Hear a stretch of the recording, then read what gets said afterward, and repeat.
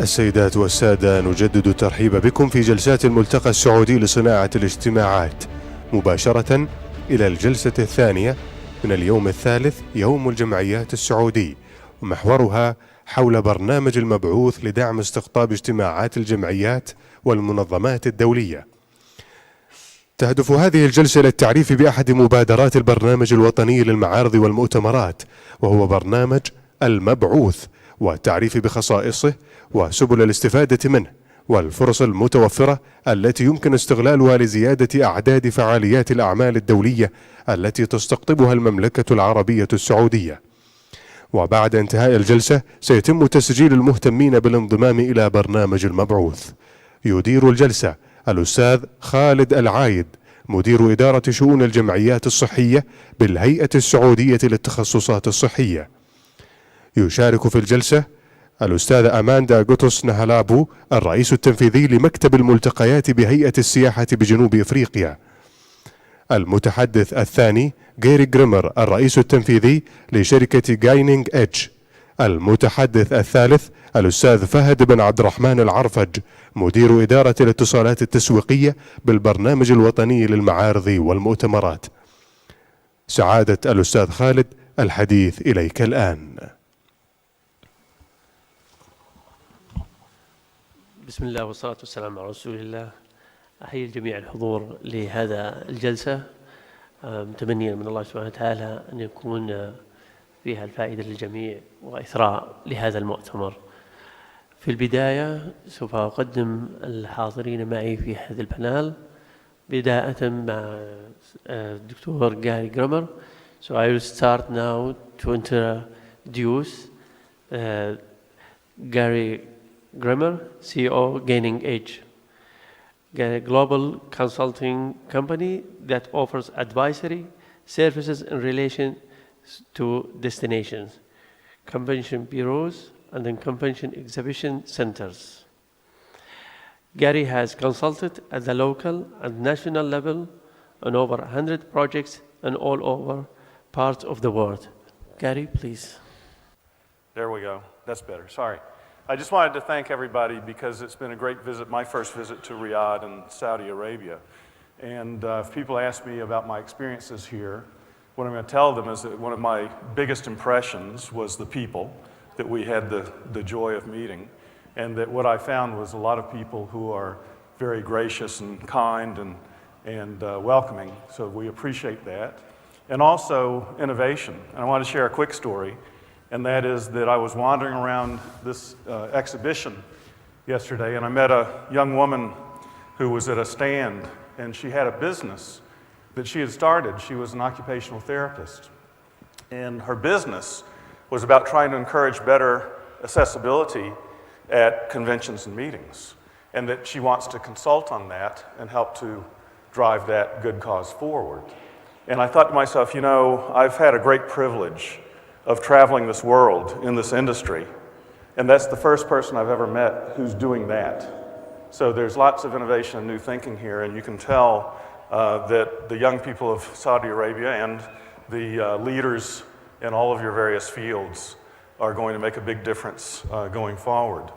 So that's kind of an introduction to say that my talk is about why the leaders in this room, and I'm talking the doctors and the scientists and the engineers and people who are moving forward social causes, can make such a great difference for the Kingdom of Saudi Arabia, and why this business that we're talking about, associations and conventions, is so important. So let me just start with this. Now, I know that's a bit of a complex schematic, but I just wanted to kind of show why the people in this room are so important for the future transformation of Saudi Arabia. I put at the bottom of that graphic the words knowledge foundation.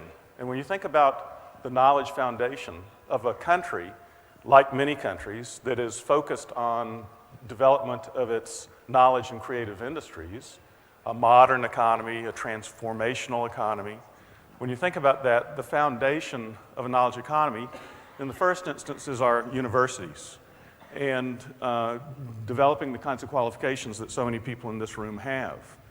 And what happens after that is that you all find that there's a need for lifelong learning because the world is changing so rapidly that we all have to be lifelong learners or we fall hopelessly behind and possibly irrelevant and outdated. And so in terms of that lifelong learning, that's where the association community comes in, because associations in this world provide a vast majority of the lifelong learning in every field of human endeavor. And I wanted to start there in order to say, we can sit here and talk about you as members of an Envoy program. We can talk about trying to bring more international conventions here, but what's vitally important for us as an industry and for the government here is to understand the true meaning of why that is so important and so essential to future progress in Saudi Arabia. And so I put after that foundation part, which is about universities and associations, I kind of tried to draw a picture that said, what is really the essence of a knowledge and creative economy? And what you can see in that graphic is that you have to have knowledge and creative industries, and they're providing the input into the economy. But you also have to engage with the outside world. You have to have trade to help fuel that knowledge and creative economy. And you have to develop global networks to engage with in order to fuel your creative and knowledge economy. And then ultimately, as a result of all that, you get the key inputs from the outside world, as well as those that we develop internally, which are new talent attraction and investment attraction. So what I'm wanting to show here is that business events, which is what in Australia we like to call conventions and meetings, business events are really at the core of this question about developing our knowledge and creative economy. So that's why the people in this room and this industry are so important. When you think about it, business events are helping to stimulate trade, because when we have business events, the thought leaders like all of you in the world come here, and we become the epicenter for different fields of human endeavor for the week that those people are getting together and sharing their knowledge. So when they do that, they're bringing with them not only the thought leaders of their field from around the world, but they're bringing investors, they're bringing people who are engaged in the distribution channels. So it's our way to engage globally in a trade way. And also just in terms of developing our global knowledge networks.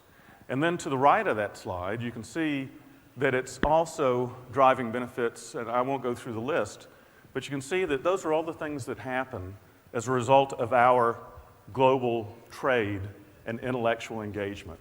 So that fundamentally is what I like to say. This isn't really just about associations. This isn't really just about meetings. This is about Saudi Arabia having global trade and intellectual engagement, which is what it takes fundamentally to have a knowledge and creative economy. So I've kind of related that to Vision 2030. Let me say, most nations, most enlightened nations, which Saudi Arabia is one, have future transformation strategies and visions. I've looked through this strategy, and what I say to people when I read through it is this is a very smart strategy. It's a very well thought out strategy. And I kind of read through it and I kind of broke it down into key elements. And what I saw was that they had these different kind of themes within the strategy. One was an ambitious nation. And on this slide, I'm trying to make the links between the 2030 vision and the association community. I heard earlier people talking about we need regulatory reform. We need to be enabled to develop our associations so that we can thrive. And actually, it's in the kingdom's best interest to facilitate that process. Because one of the things that this nation has said in its vision is that they want to develop stronger civil society. And that's what associations are. That is the civil society. They've said they want to have more social impact, and NGOs and associations are also driving social impact. They want to have more knowledge transfer and more management and improvement of management practices. Management practices are part of the continuing education that associations drive. They say that one of the key themes is a thriving economy. I should say we say that one of the themes of 2020 is a thriving economy.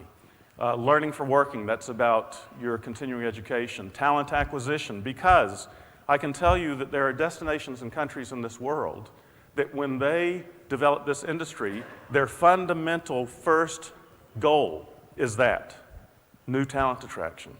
So that's in your 2030 study. Foreign direct investment, the list goes on. I won't go through it all. But every item on that list, I'm reading it up there, which is why I'm pointing up there, but you can, you can read it up there. Every item on that list is the connection between what we're trying to do in this room and that economic transformation strategy. So I'm here to really give you a quick case study to kick things off with this very talented panel that we have for you today. And I wanted to actually speak to the association leaders in this room. When I say association leaders, I'm talking about doctors, scientists, engineers, educators, people who are leading social development efforts. So there's a number of you in this room because I've heard you speak earlier. And essentially what you are being asked to do is not only to help lift the Saudi association community, you're being asked to try and help forge this global engagement and to bring meetings to Saudi Arabia because we need your help to do that. I wanted to give a quick case study on a we called it the Ambassador Program in Melbourne, where I live, Melbourne, Australia. You're calling it the Envoy Program, but it's the same basic fundamental thing. And we had an Envoy program called Club Melbourne. Part of it was a response to our state government. The state government had said to us they had a number of economic development priorities, and one of them was to develop the genetics industry. You may not know this, but Melbourne is actually one of the world's leading centers for genetics research. But the world doesn't really appreciate that, understand that, and we wanted to forge stronger links. This guy on that picture, Phil Batterham, was our local hero. That's what I call the doctors, scientists, and engineers that help host these conventions. And as a local hero, he's the reason, through his leadership, that we were able to bring that convention to Melbourne.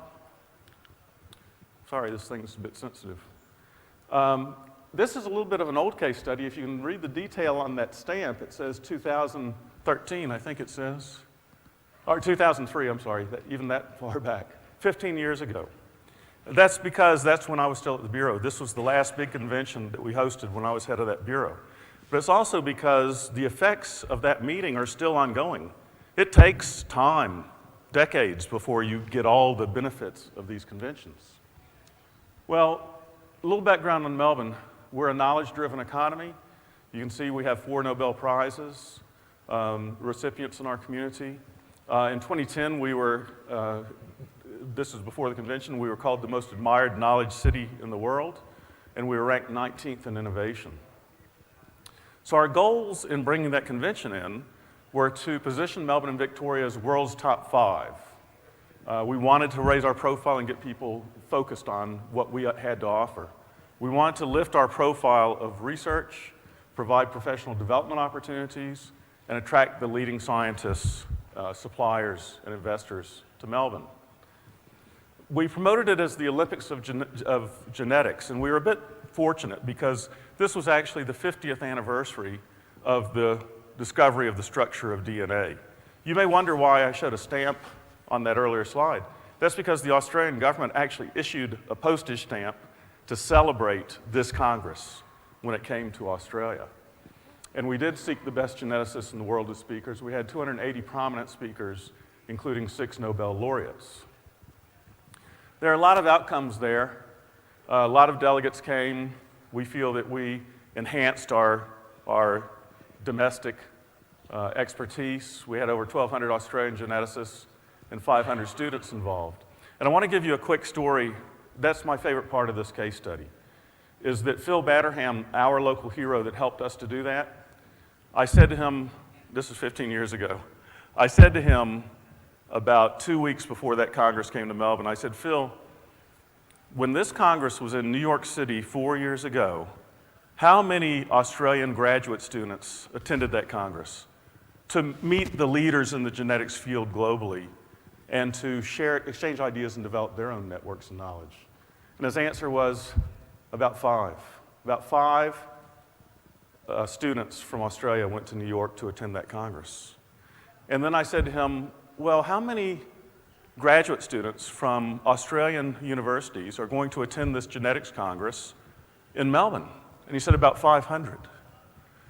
And I said, so you're telling me that like 500 students get to meet the top minds in this field because we're bringing this Congress to Melbourne? He said, that's why we're doing it.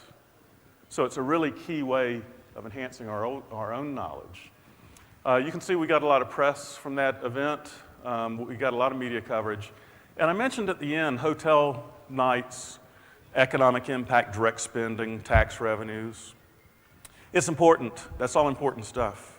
But what I say is that to the people in this room, the leaders in this room, whether you're part of the industry or part of the association community, understand this fundamental thing if you want to help drive the success of Saudi Arabia.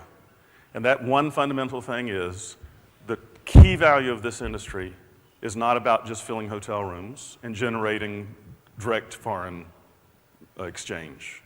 That's important. That's important.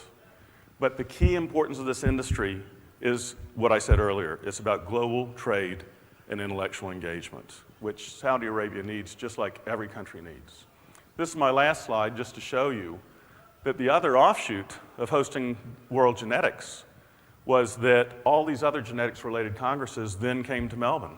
Because once we'd established that beachhead and said we are a place where the leading genetics events in the world can come, these others took a great interest and allowed us to further multiply those broad economic impacts of bringing genetics to Melbourne. So again, in closing, I just want to say, well, sorry, this thing's a bit sensitive. But I had a slide up there that said, thank you to our local heroes.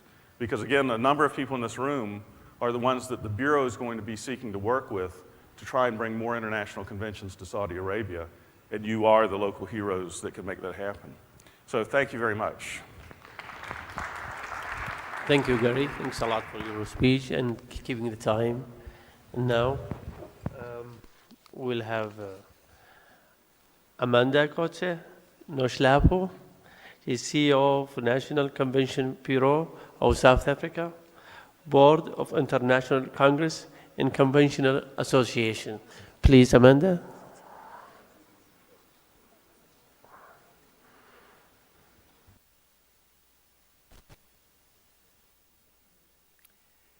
Thank you so much for the opportunity. Greetings from South Africa. I'm a proud African, and I also believe that as a region, we are putting together Middle East and Africa most of the time. So for me to be here today and to be able to address you as our fellow, I want to say brothers and sisters, it is really a groundbreaking day that we can be together and that we can actually have this time that we had here in Saudi Arabia, in the kingdom. I want to thank everyone. I was saying to the people that look so good after us, that, I didn't have time to think of my home or miss my husband. So thank you so much. I was asked to talk also about the Envoy Program, as we call it, the Ambassador Program. And we in Africa had exactly the same problem as you. How do we call, ambassadors? How do we say that they're ambassadors? But I want to say to you, we can call them whatever we like. We can call them champions. We can call them the heroes, as Gary just said. But the most important thing is that these are people that can bring to our destinations all the stuff that Gary was saying. Most important for a continent like South Africa, or Africa and a country like South Africa. For us, it is extremely important that we could make sure that our government understood that this industry, this meetings industry, convention industry, is not about tourism. I have an elephant up there for that precise reason. Because when we started the National Convention Bureau of South Africa, everyone thought it was about wild animals.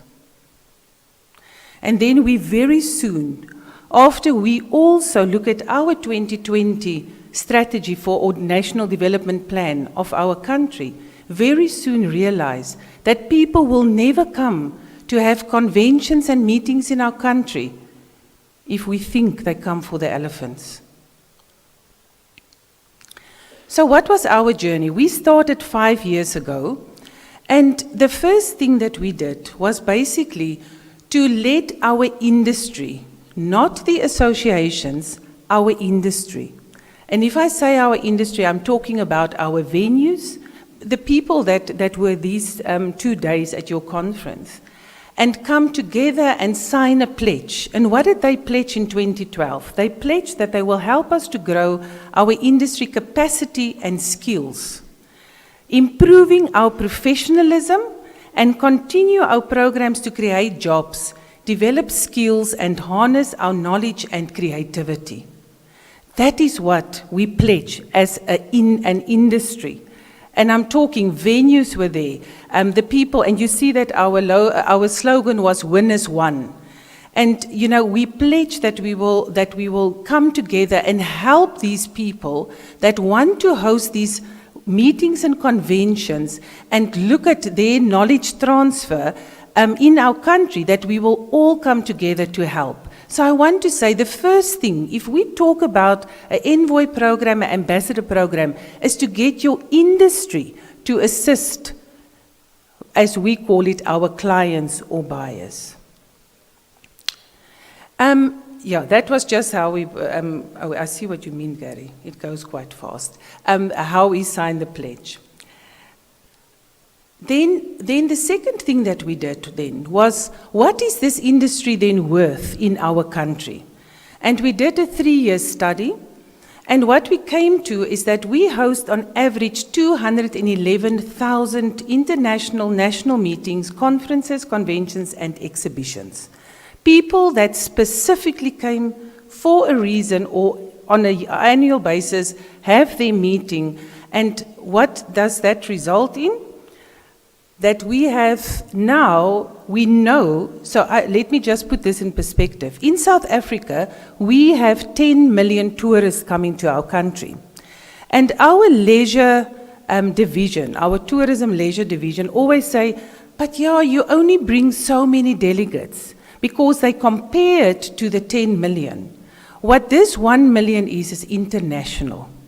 And we actually get 2.8 international delegates, tourists. And of that 2.8, 1 million of those are coming specifically for the purpose to attend a meeting, a convention, a conference, or exhibition. Now that is a different perspective.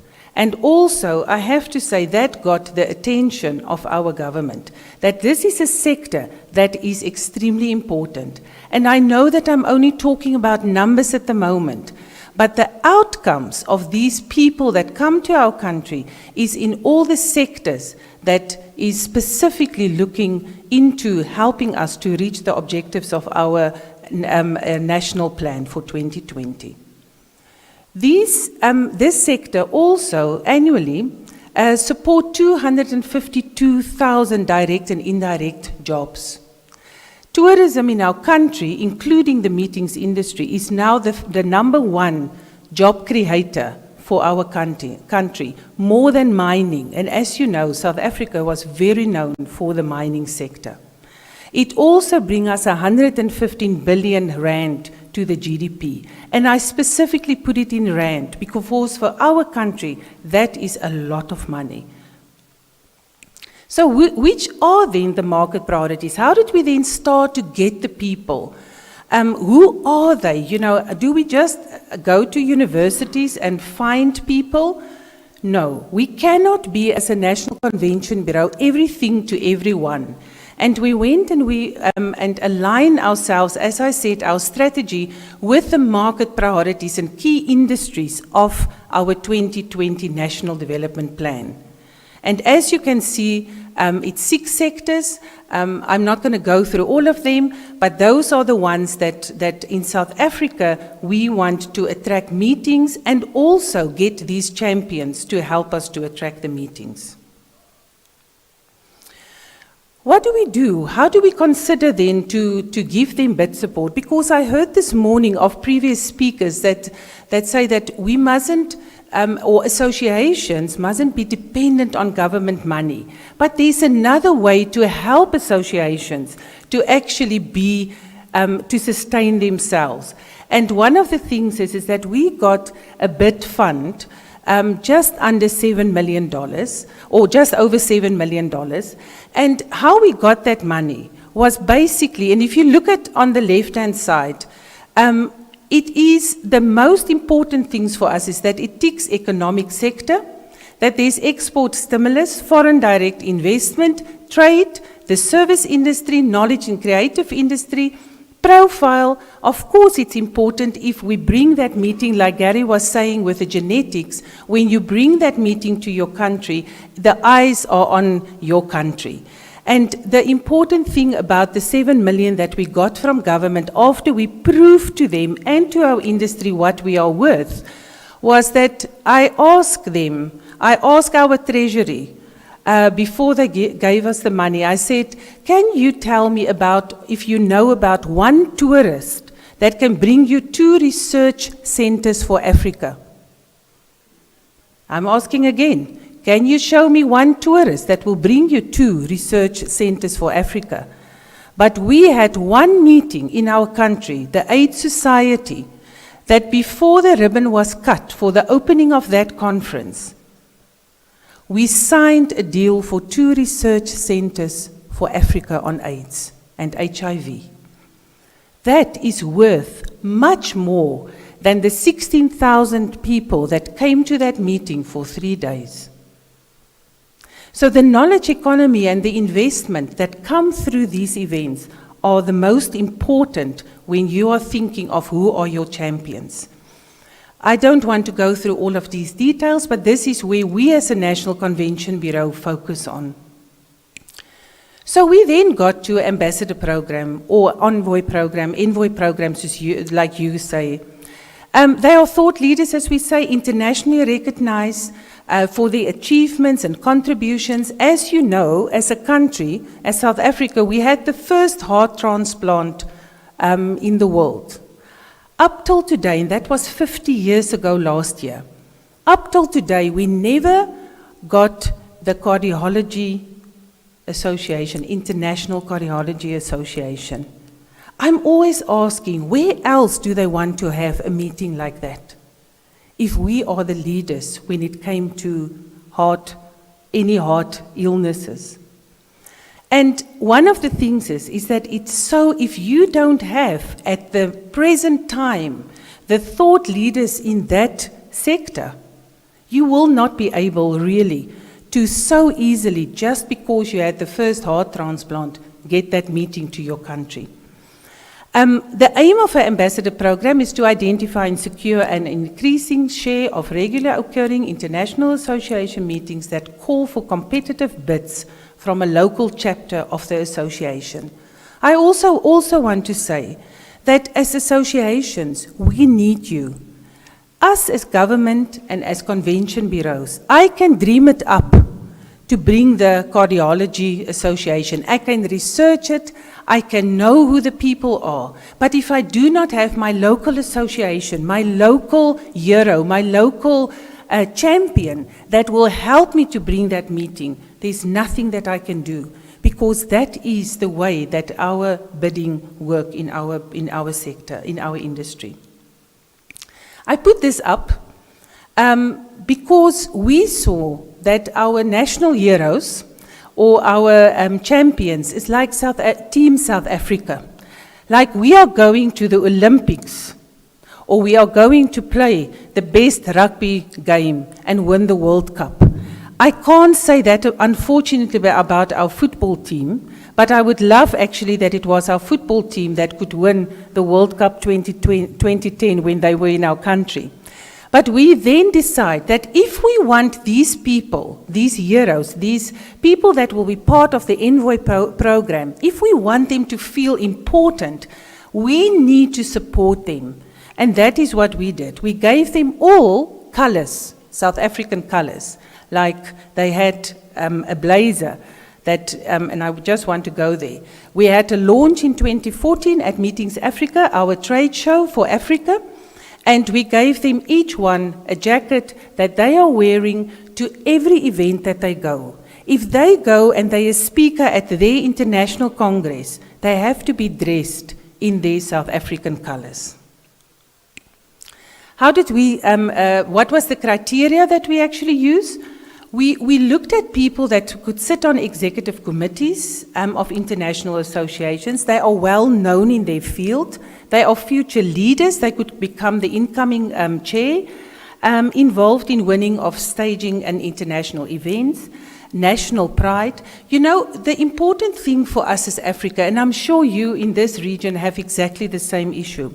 Our people are very, very, very active on the international field, but they forgot that they're actually Africans and that they have to come home and help us to win these meetings and help us to grow our continent and our country.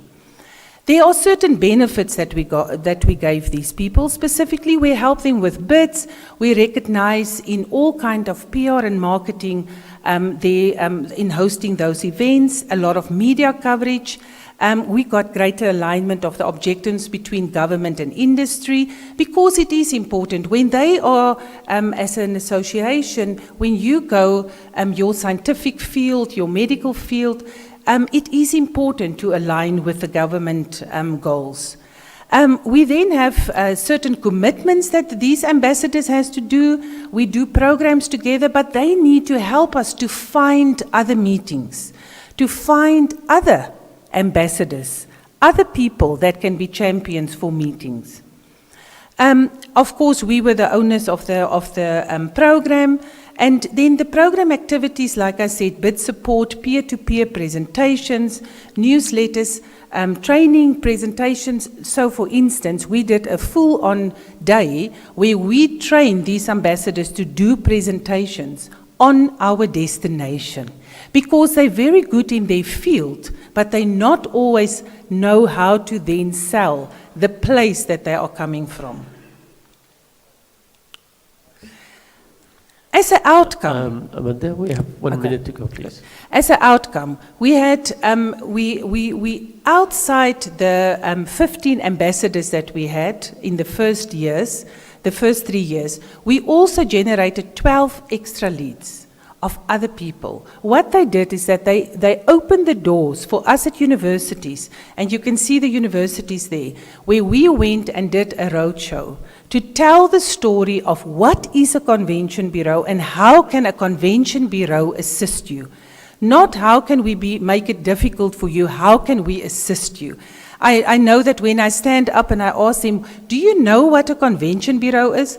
Most of them say, is that like the FBI?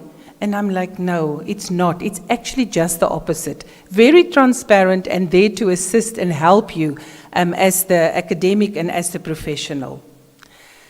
The last slide I have is African Society of Association Executives. And that for us is the next step of an ambassador program. By not just having our national heroes, but also have our African, our continent heroes. Because these are the people that can really come together and help us. And I want to say that I heard some of the comments about associations and how difficult it is. And I want to say to you, the one thing that really will yield a lot of return on investment for you, if you as associations, and I think John said it, if you as associations coming together, organize yourself and get these fantastic days like today and these seminars and workshops, coming together and talk about the issues as a group to move forward and help your region and your country to grow. Thank you. Thank you very much, Amanda, for your presentation. Thanks a lot. And now, الأستاذ فهد عبد الرحمن العرفج، مدير إدارة الاتصال للبرنامج الوطني. الأستاذ عبد الرحمن فهد حاصل على ماجستير الإدارة من جامعة وولفرهامبتون في بريطانيا. Please, أستاذ فهد.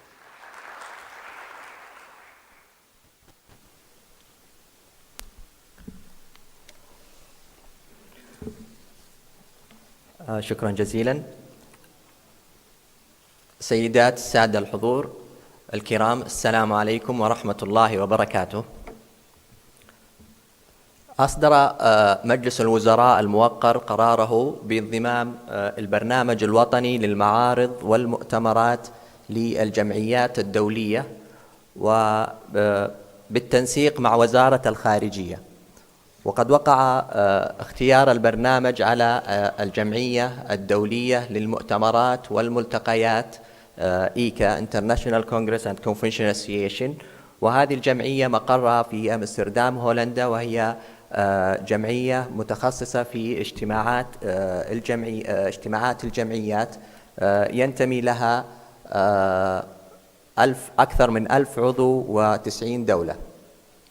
بعد ذلك أصدر اللجنة الإشرافية برئاسة صاحب السمو الملكي الأمير سلطان بن سلمان رئيس الهيئة العامة للسياحة والتراث الوطني، رئيس اللجنة الإشرافية للبرنامج الوطني للمعارض والمؤتمرات، قراره باعتماد تنظيم برنامج المبعوث.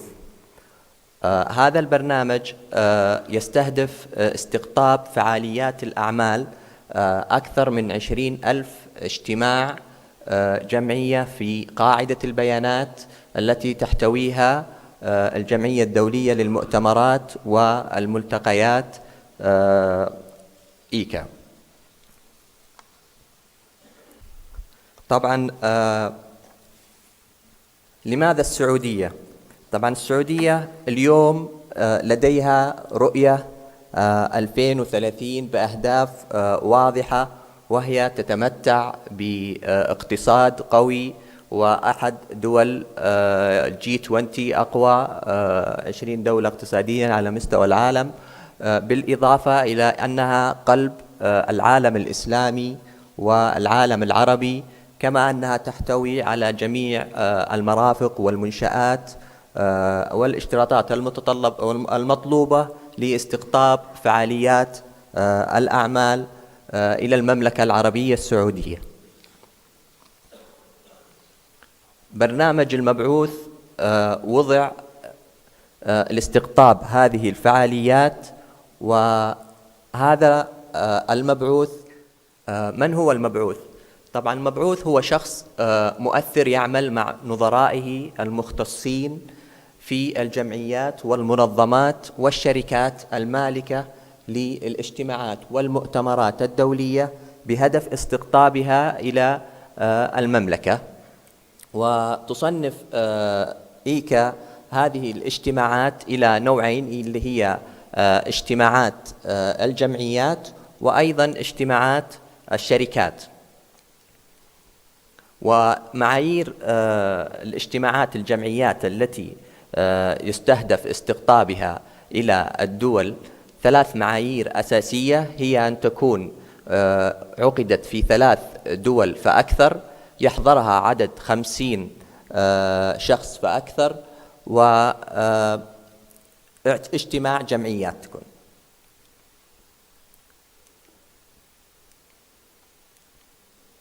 طبعا لماذا للمبعوث أن يصبح يعني مبعوثا في هذا البرنامج الذي أعد لاستقطاب هذه الفعاليات؟ طبعا البرنامج الوطني وضع شعاره في السعودية ترحب باجتماعاتكم، وهذا البرنامج يساهم في استقطاب فعاليات الأعمال من الجهات الدولية، مما يعزز الخبرات التي استقطبت هذا الاجتماع ويزيد في اكتساب المعرفة لها، كما يوطد العلاقات ومزيدا من بناء شبكة العلاقات بين الجمعيات السعودية ونظرائها، بالإضافة إلى أن هذه الاجتماعات عندما تنعقد يمكن لها أن يساعد في تشكيل شراكات بحثية أو تأمين تمويل لأبحاث ومشاريع، بالإضافة إلى أن هذه المشاريع تساعد في تنويع الدخل الاقتصادي الوطني والمحلي للمملكة العربية السعودية. كما أن هذه الاجتماعات فعاليات الأعمال الدولية التي يتم استقطابها تبرز الوجه الثقافي والمعرفي والاجتماعي والسياحي للمملكة العربية السعودية. وهناك 5 مراحل في عملية استقطاب فعاليات الأعمال الدولية يجب على كل مبعوث من الجمعيات الذي يعمل في استقطاب هذه الفعاليات أن يعمل بها. وهي المرحلة الأولى إعداد ملف المنافسة. وعادة هذه الجمعيات الدولية لديها اشتراطات ومتطلبات يجب أن تلبى جميع عناصر هذه الاشتراطات والمتطلبات لتقديمها إلى هذه الجمعيات ويتسابق عليها الدول. المرحلة الثانية هي تقديم ملف المنافسة، ويكون عن طريق تقديم عرض مرئي للجهة المالكة لهذا الاجتماع. أما المرحلة الثالثة فهي زيارة الموقع. يتم عادة دعوة أحد متخذي القرار في هذه الجمعية الدولية لزيارة الموقع المزمع انعقاد في اجتماعه في المملكة العربية السعودية، ويعني يحضر هذا الموقع ويرى مناسبته وملائمته ليكون داعم في اتخاذ هذا القرار. بعد ذلك تأتي مرحلة التسويق والتركيز على الحضور المستهدف للتأكد من نجاح وصول هذه الفعالية لجميع المهتمين والمختصين بهذه الفعالية بأنواعها. والمرحلة الأخيرة هي عملية التنفيذ، وهي عملية مهمة لأن إتقان هذه العملية يرتكز عليها نجاح هذه الفعالية وتحقيق أهدافها. والبرنامج الوطني أوجد هذا برنامج المبعوث الذي يعتبر ممارسة دولية لدى جميع الدول المتقدمة في صناعة الاجتماعات الدولية. هذا البرنامج بمسمى برنامج السفير، وفي المملكة العربية السعودية يطلق عليه برنامج المبعوث. ويقدم البرنامج الوطني عدد من الدعم لهذا المبعوث لتسهيل عملية الاستقطاب وتوفير الخبرات اللازمة، مثل الضمان المالي أو خطاب دعوة رسمي يوجه إلى هذه الجمعية من ممثل المملكة العربية السعودية كحكومة ترحب بهذا الاجتماع هنا. وأيضا تقديم استشارات خاصة في كل مراحل المنافسة، بالإضافة إلى ترشيح منظمين اجتماعات ومؤتمرات ومؤتمرات محترفي LBCOs لكي يساعدوا الجمعية في تنظيم هذه الفعالية على المستوى الدولي. كما يزود البرنامج عادة المبعوث بمسودة لملف مكتمل سابق تم تقديمه، أو مسودة عرض مرئي وصور وفيديوهات يحتاج لها في إعداد مثلها أو أفضل منها لتقديمها على هذه المنافسة. الجمعية الدولية للمؤتمرات والملتقيات إيكا تصنف الدول بناء على عدد الفعاليات الدولية لاجتماعات الجمعيات التي يتم استقطابها في هذه الدول. وعدد الاجتماعات التي أقيمت في المملكة العربية السعودية خلال هذه الأعوام الثلاثة الماضية: 2015 7 اجتماعات فقط، 2016 6 اجتماعات، 2017 5 اجتماعات.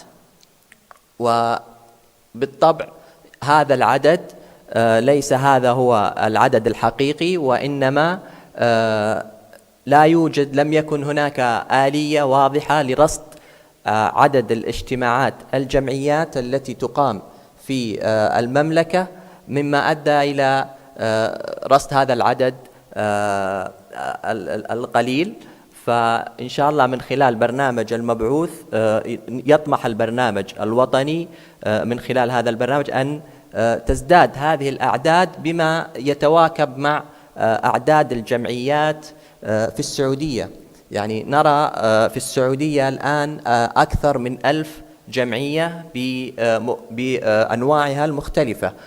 مثلا هناك أكثر من 43 جمعية صحية، بالإضافة إلى 200 جمعية علمية و100 جمعية مهنية و750 جمعية خيرية وتعاونية، يعني تقريبا أكثر من 1000 جمعية. وهذه الجمعيات بمختلفة التخصصات، وغالبا يتركز استقطاب اجتماعات الجمعيات في المرحلة الأولى على الجمعيات الصحية، ثم الجمعيات العلمية، ثم الجمعيات المهنية، فالجمعيات الخيرية والتعاونية. وجميع هذه الجمعيات يعني تعود في مرجعيتها الإدارية إلى عدة جهات كوزارة التعليم ووزارة الصحة ووزارة العمل والتنمية الاجتماعية وهيئة التخصصات الصحية، بالإضافة إلى جهات أخرى، مما يستدعي التكامل بين هذه الجهات من خلال برنامج المبعوث لتحقيق هدف وغرض هذا البرنامج. ففي المملكة العربية السعودية تتوفر عدد كبير من الفنادق التي باستطاعتها استضافة أو استقطاب هذه الفعاليات. فنجد مثلا فنادق 5 نجوم 55 فندق، منها 35 فندق في الرياض، وإجمالي عدد الغرف بمستوى الفنادق حوالي 12381 غرفة، بالإضافة إلى وجود قاعات وصالات في كل هذه الفنادق، وهناك مراكز ومنشآت متخصصة لقاعات وصالات مثل أبيكس، وفي أيضا مركز الملك عبد العزيز أرامكو. هناك العديد من مراكز القاعات التي تظهر إمكانية الكبيرة للسعودية على استضافة اجتماعات الجمعيات الدولية. وأهم العناصر التي يجب أن تكون متوافرة في الجهات الرائدة لاستقطاب فعاليات الأعمال هي غرف الفنادق، وأظهرنا قبل قليل القدرة المتواجدة في المملكة العربية السعودية، وأيضا القاعات والصالات الاجتماعات، بالإضافة إلى المواصلات. السعودية اليوم الرياض كعاصمة الآن لديها مشروع كبير سيعمل خلال العام القادم، مترو الرياض، وأيضا جميع مواصلات متوفرة في هذه المدينة كعاصمة، بالإضافة إلى المدن الأخرى.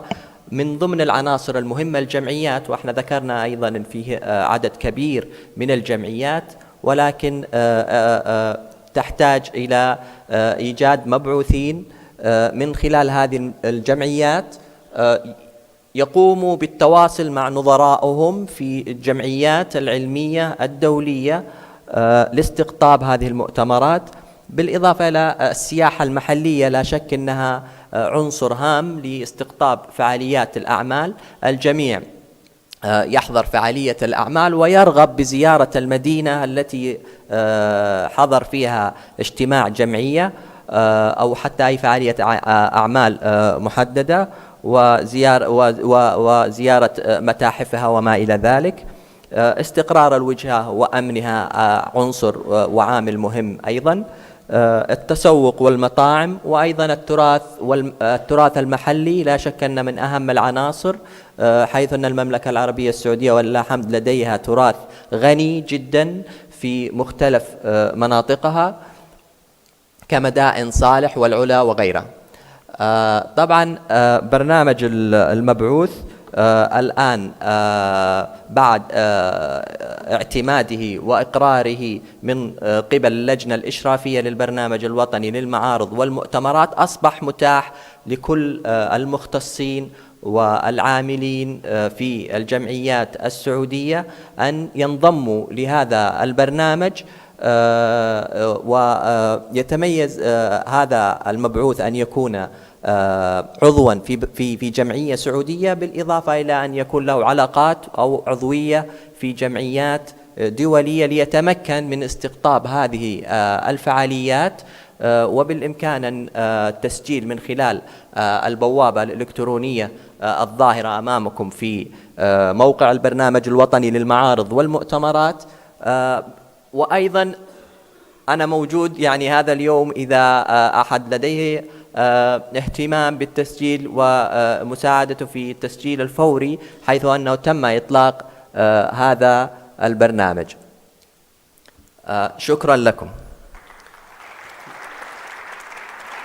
شكرا أستاذ فهد، شكرا جزيلا على المحاضرة القيمة.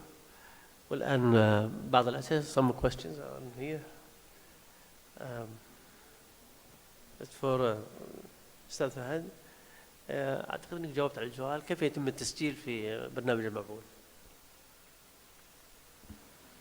طبعا الآن من خلال البوابة الإلكترونية للبرنامج الوطني للمعارض والمؤتمرات تم تدشين نموذج يتم تعبئته وإرساله إلى البريد الإلكتروني الموضح في نفس البوابة الإلكترونية، علما أنه جاري تطوير هذا النموذج ليكون إلكترونيا ويكون الرد أيضا إلكترونيا للمهتمين بالتسجيل في هذا البرنامج.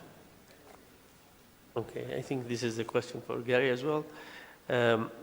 What do you think of starting to organize a conference for more than 500 attendants with zero and no fund from the government and backup money, as the association, which I believe is a health association, is the organizer? How challenging and risky it is?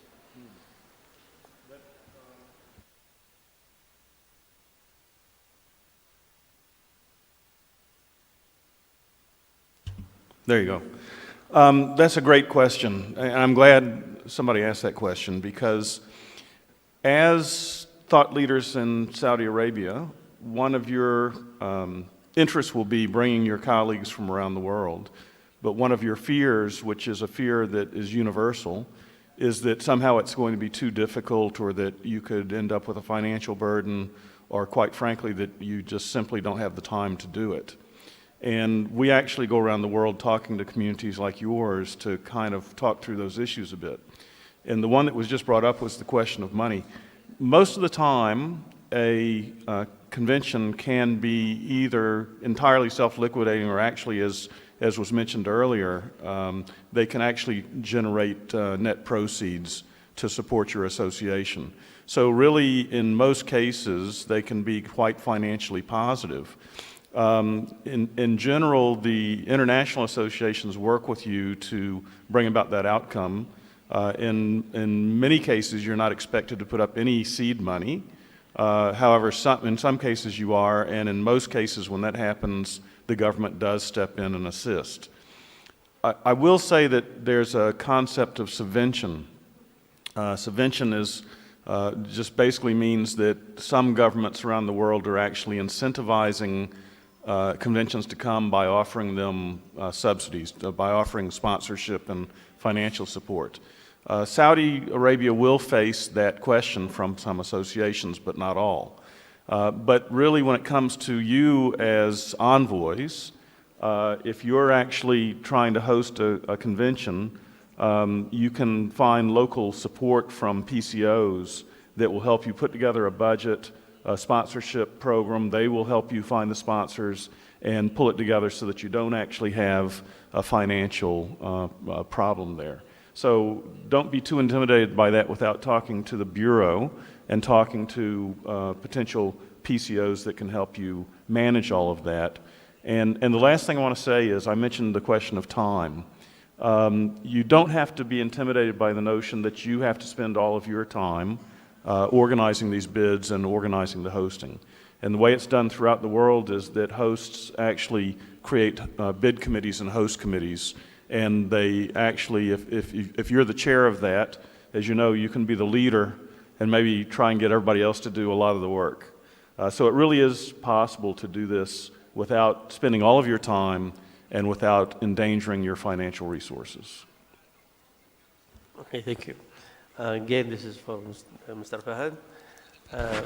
من أهم الاشتراطات المتطلبة للمؤتمرات العالمية سهولة التسجيل والحضور من خارج المملكة، مقصود خصوصا التأشيرات للحضور، وهي الآن صعبة في تنفيذها. كيف نوفق بين اشتراطات الجهة وتسهيل التأشيرات اللي هي تعتبر العقبة الأكبر للاستقطاب؟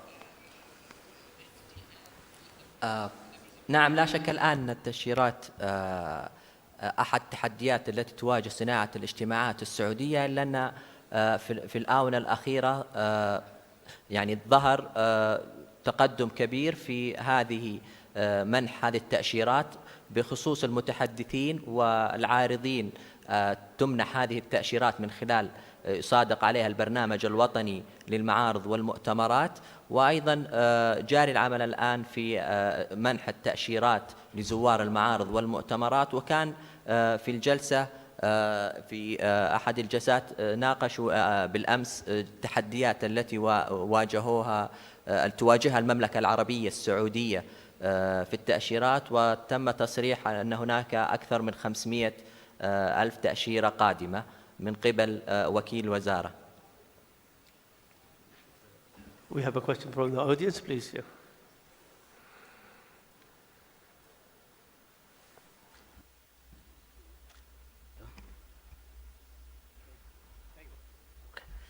بسم الله الرحمن الرحيم. ناصر آل تويم، رئيس الجمعية السعودية للإدارة ورئيس أيضا الاتحاد العالمي للإدارة. في البداية نشكر الحقيقة القائمين والمنظمين الحقيقة على هذا التميز. أيضا نرحب بضيوفنا وبالحضور.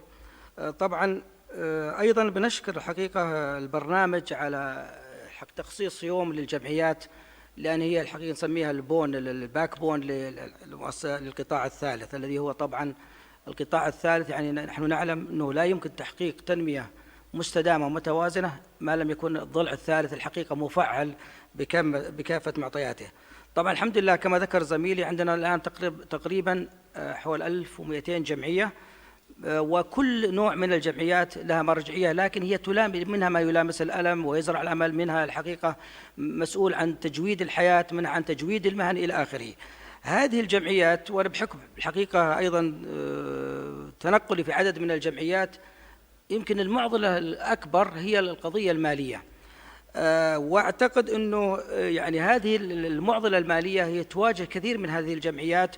وطبعا فيه الحقيقة أيضا جفاء من الحقيقة فيما يتعلق ببرامج المسؤولية المجتمعية من القطاع الخاص، وأيضا من العضويات انخراط الحقيقة الأعضاء فيها، وهذه طبعا مشاكل هيكلية. لكن أنا أتمنى الحقيقة لو نخرج من هذا الحقيقة الملتقى بتوصية وحيدة جدا، وكيف أن نفعل القطاع الخاص. الآن نحن نعلم أن الجمعيات في الدول الغربية في الحقيقة، تعرفون الحقيقة قضية تسمونها التحويل الضريبي.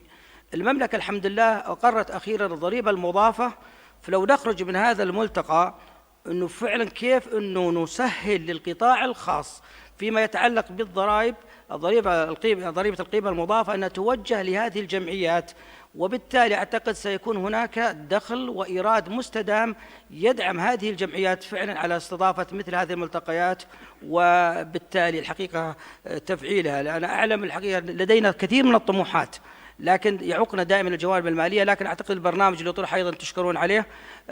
لكن أيضا أنا ودي الحقيقة هذه التوصية لو كانت توصية واحدة وتتابع وتفعل، أعتقد سنخرج بقيمة إن شاء الله ذات أثر كبير جدا على تنظيم وعلى جودة وعقد مثل هذه الملتقيات والاجتماعات. وشكرا. Thank you. شكرا. Any comments on this? Yes, please. Do you have any comments?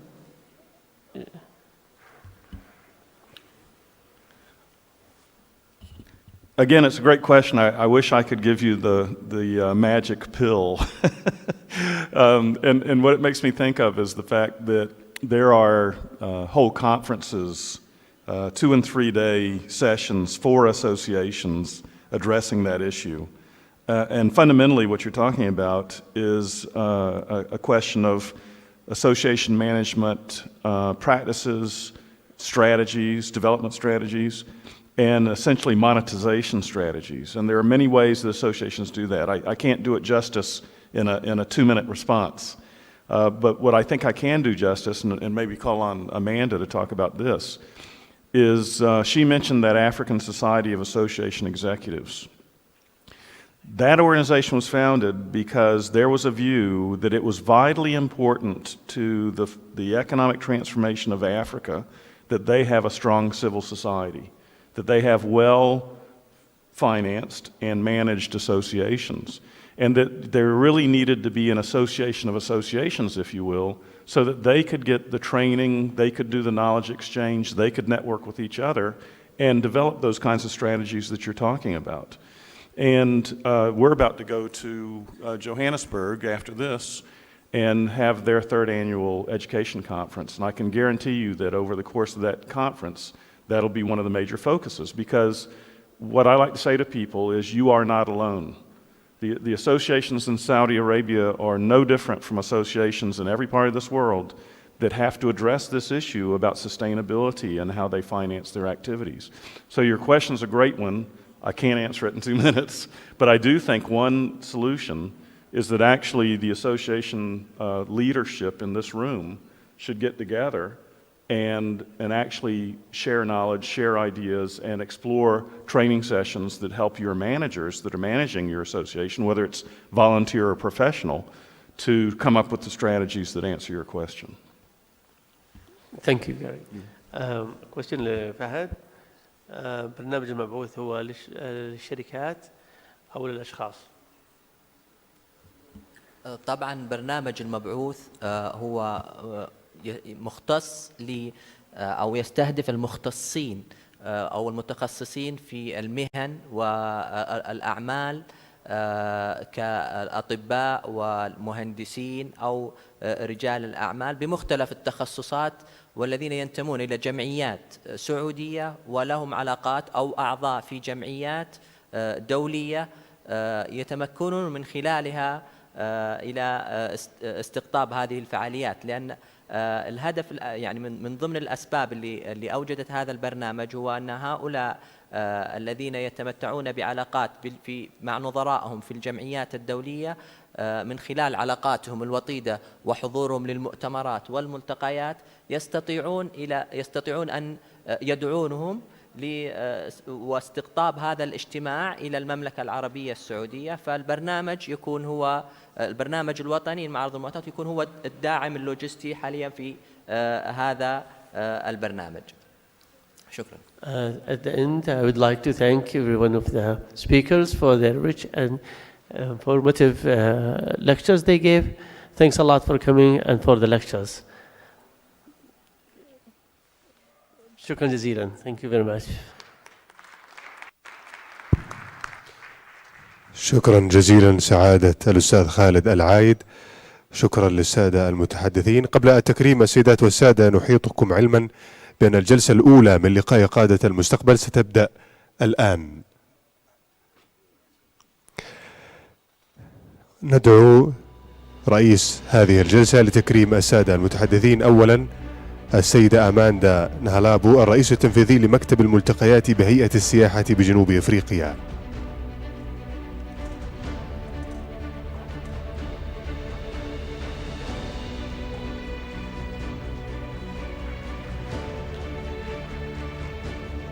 المتحدث الثاني السيد جاري جريمر، الرئيس التنفيذي لشركة جاينينج إدج.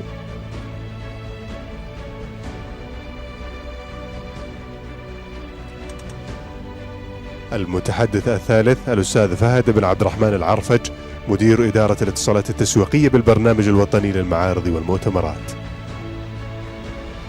وندعو سعادة الأستاذ عبد الله بن سلمان الجهني لتكريم السيد خالد العايد، مدير الجلسة الثانية من يوم الجمعيات السعودي.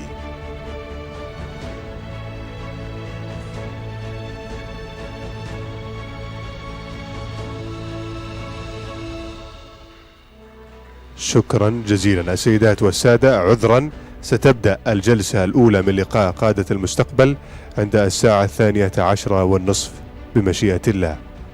الساعة 12:30 ستبدأ الجلسة الأولى من لقاء قادة المستقبل، ومحورها حول التعريف بفرص التوظيف والاستثمار في صناعة الاجتماعات السعودية.